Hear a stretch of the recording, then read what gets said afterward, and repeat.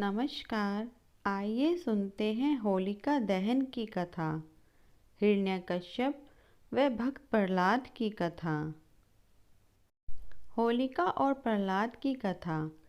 विष्णु पुराण की एक कथा के अनुसार प्रहलाद के पिता दैत्यराज हिरण्यकश्यप ने तपस्या कर देवताओं से यह वरदान प्राप्त कर लिया था कि वह ना तो पृथ्वी पर मरे, ना आकाश में, ना दिन में मरेगा, ना रात में, ना घर में, ना घर के बाहर, ना कोई अस्त्र उसे मार सके, ना कोई शस्त्र, ना मानव से मरेगा, ना पशु से।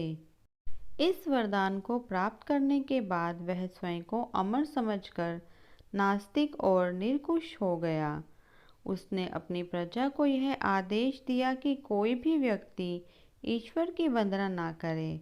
अहंकार में आकर उसने जनता पर जुल्म करना शुरू कर दिया। इतना ही नहीं, उसने लोगों को परमात्मा की जगह अपना नाम जपने का आदेश दे दिया। कुछ समय बाद हिरण्यकश्यप के घर में एक बेटे का जन्म हुआ।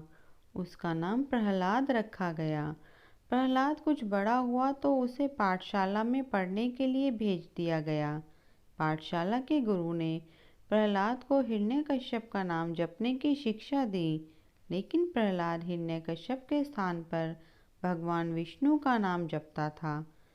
वह भगवान विष्णु को हिरण्यकश्यप से बड़ा समझता था।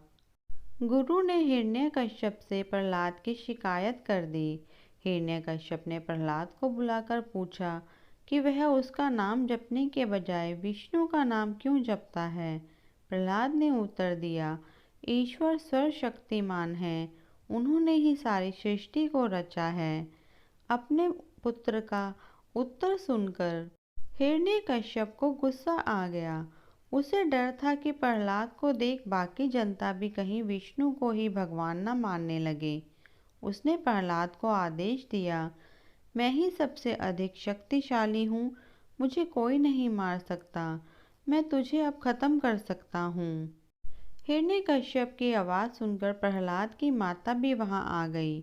उसने हिरण्यकश्यप से विनती करते हुए कहा, आप इसे ना मारें, मैं इसे समझाने का यत्न करती हूँ। वे प्रहलाद को अपने पास बिठाकर कहने लगी, तेरे पिताजी इस धरती पर सबसे शक्तिमान हैं, उन्हें अमर रहने का वरदान मिला है, इनकी बात मान ले। फिर प्रहलाद बोला, माताजी मैं मानता हूँ कि मेरे पिता बहुत ताकतवर हैं, पर सबसे अधिक बलवान भगवान विष्णु हैं, जिसने हम सभी को बनाया है। पिताजी को भी उन्होंने ही बनाया है। प्रहलाद का यह उत्तर सुन माँ बेबस हो गई। प्रहलाद अपने विश्वास पर अडिग था। ये देख हिरण्यकश्यप को और गुस्सा आ गया।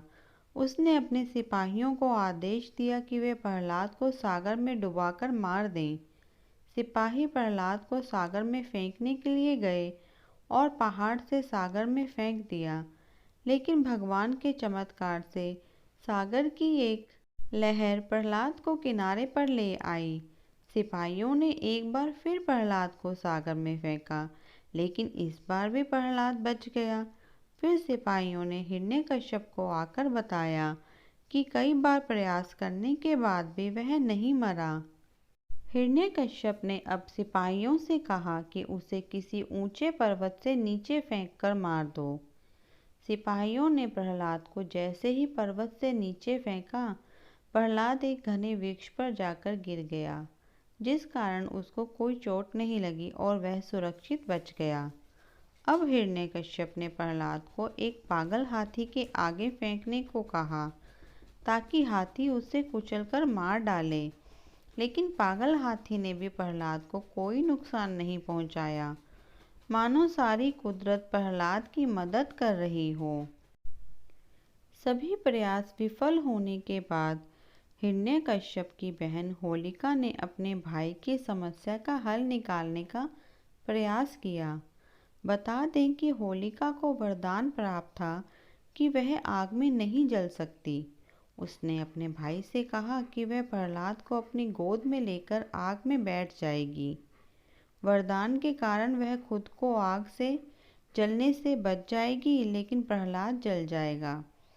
लेकिन हुआ इसका उल्टा होलिका जैसे ही प्रहलाद को गोद में लेकर आग में बैठी तो वह जलने लगी, जबकि प्रहलाद का बाल भी बांका नहीं हुआ।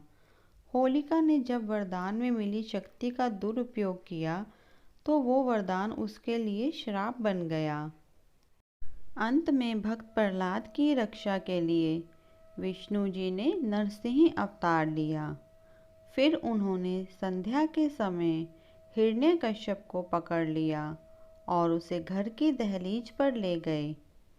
वह अपनी जांघ पर लिटा दिया और हिरण्यकश्यप से कहा कि तुम्हारे वरदान के अनुसार ना तुम पृथ्वी पर मरोगे ना आकाश में, तो यह स्थान ना पृथ्वी है ना आकाश, ना घर के अंदर ना घर के बाहर, तो यह स्थान ना घर है ना घर के बाहर, ना दिन में ना रात में, तो यह समय ना ही दिन है और ना ही रात, ना किसी मनुष्य से ना ही किसी पशु से, ना ही किसी अस्त्र से या शस्त्र से। यह कहते हुए नरसिंह भगवान ने अपने नखों से उसका वध कर दिया। ऐसी और जानकारी के लिए प्लीज़ हमारे चैनल को लाइक, शेयर एंड सब्सक्राइब करें। धन्यवाद।